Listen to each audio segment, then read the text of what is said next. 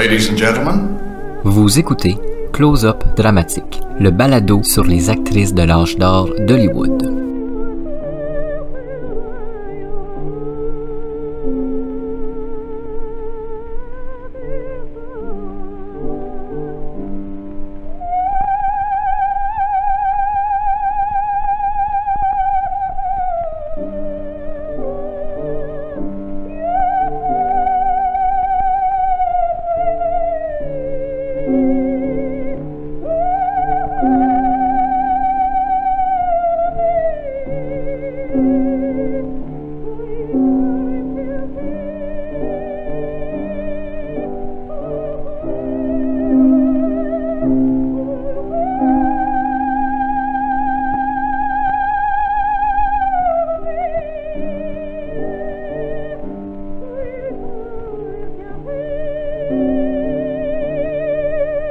Rien ne destinait Lina Cavalieri à devenir l'une des stars les plus importantes de l'Europe.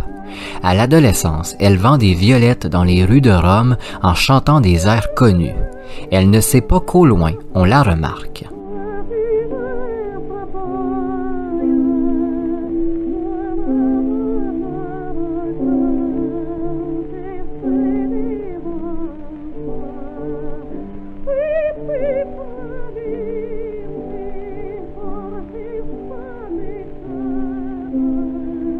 Jason Duval avec vous pour ce nouvel épisode de Close-Up Dramatique.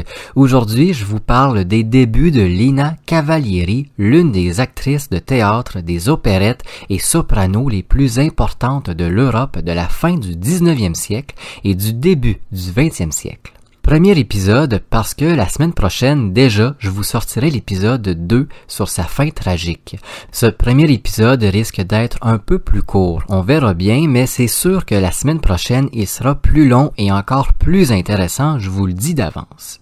Vous allez voir qu'elle est pas née dans un monde très glamour et romanesque italien, et pourtant, comme je vous ai dit, elle va devenir une véritable star. Lina Cavalieri était très belle, elle avait un charisme qui était pas commun à cette époque. Elle attirait naturellement les gens vers elle.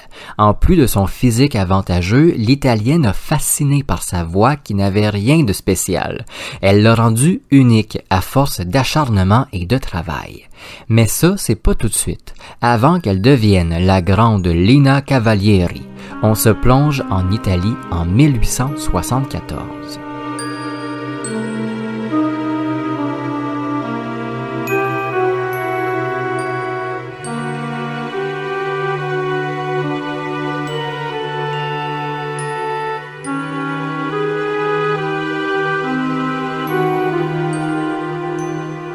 Lina Cavalieri naît à Rome le 25 décembre 1874.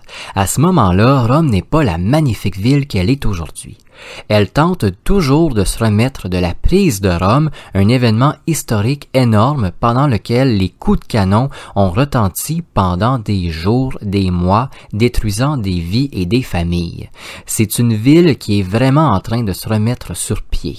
Lina est la première enfant d'un couple très amoureux, mais loin d'être fortuné, qui aura 3 autres enfants. La famille Cavalieri vit constamment dans la peur des dettes et surtout, ils ne peuvent pas toujours manger à leur faim. Leur condition est vraiment difficile, c'est loin d'être une vie d'excès. Très jeune, tout le monde remarque que Lina a des qualités artistiques hors du commun. Elle est très créative, elle adore s'inventer des histoires et les mettre en scène. Malheureusement, elle n'a pas beaucoup de temps pour jouer à l'actrice, à la comédienne ou encore à la chanteuse, parce qu'elle doit aider sa famille. Elle devient la seconde mère en s'occupant de ses frères et sœurs pendant que ses parents sont dans les rues en train de travailler pour quelques sous.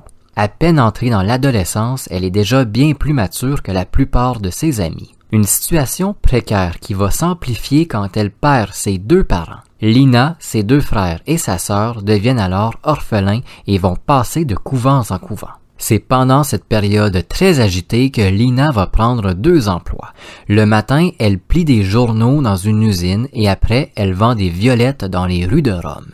Toute la journée, sous le soleil très chaud de Rome, l'adolescente fait tourner les têtes. Elle s'arrête parfois pour chanter quelques notes, quelques airs italiens qu'elle apprend pendant de très courtes excursions dans des cafés. C'est à l'extérieur de ces cafés qu'elle apprend le métier d'artiste. Elle est fascinée par ce monde, par cette vie qui semble incroyable entre liberté, travail et passion. Sa bonne mémoire fait en sorte qu'elle apprend très vite les paroles des chansons qu'elle entend.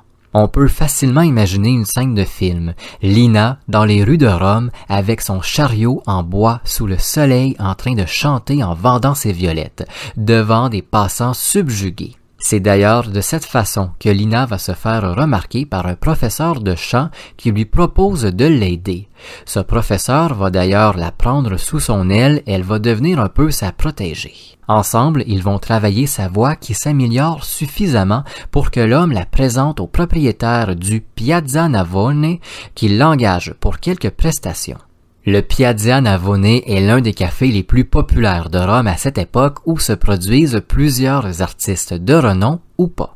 Soyons honnêtes, l'établissement engage la future star parce qu'elle est surtout très jolie et a déjà une belle notoriété dans la ville. Elle attire les clients, on veut voir cette jeune qu'on dit être un espoir immense. Par la suite, l'Italienne va être engagée dans d'autres petits cafés-concerts où elle charme un nouveau public, une nouvelle clientèle qui la connaît pas nécessairement. Parce que quand elle s'éloigne du centre de Rome, Lina Cavalieri est encore une inconnue. Pas pour très longtemps. Elle devient une célébrité locale et les clients des cafés la demandent encore et encore. Rome devient vite trop petit et c'est finalement toute l'Italie qui la demande avant même qu'elle ne devienne une jeune femme. Lina chante à Naples, Milan, puis Venise avant que Paris, en France, la demande. Ce sont les prémices d'une immense carrière et d'un destin improbable.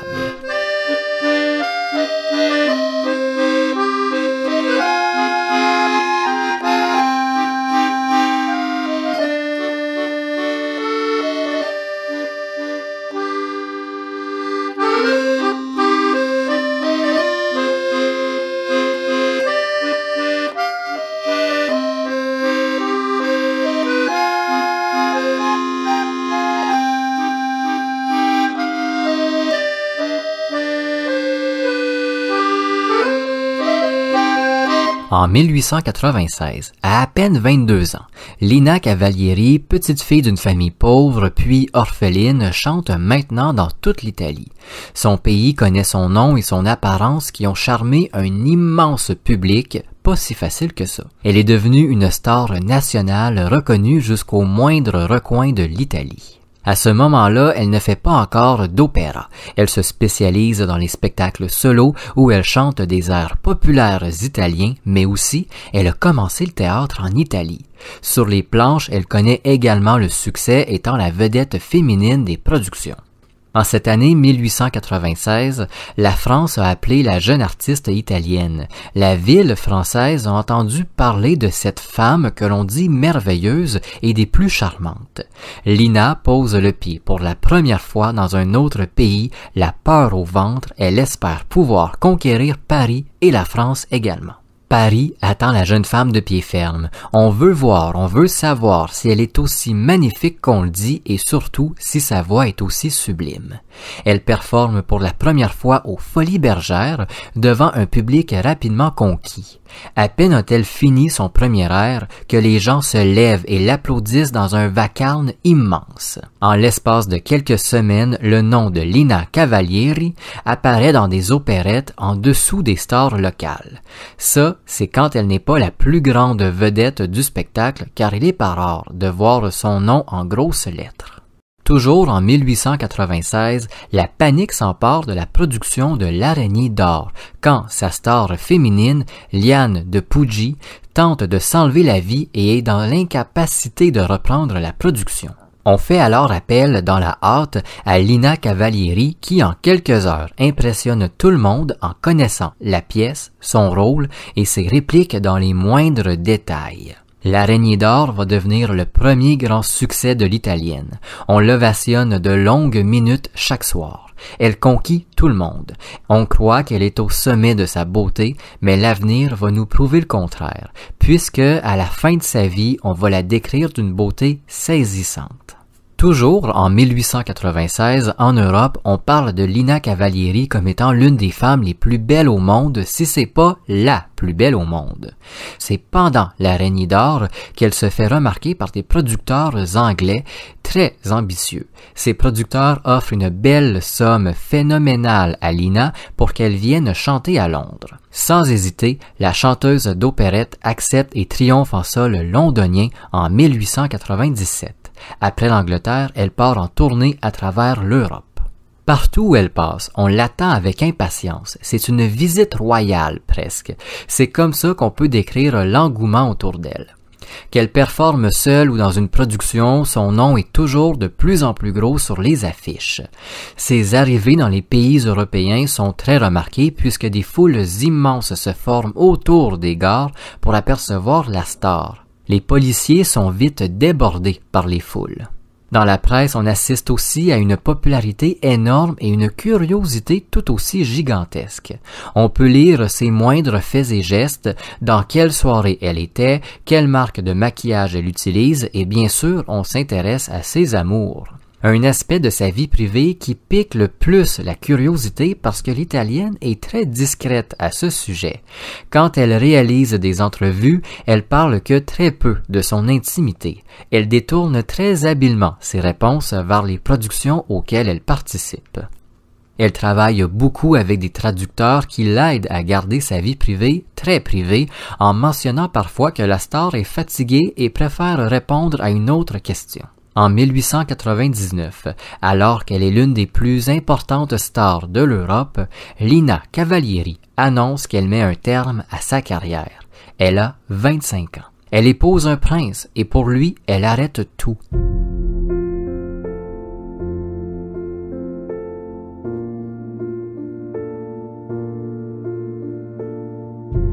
Mais est-ce vraiment des adieux ou simplement une pause qui annonce un retour grandiose?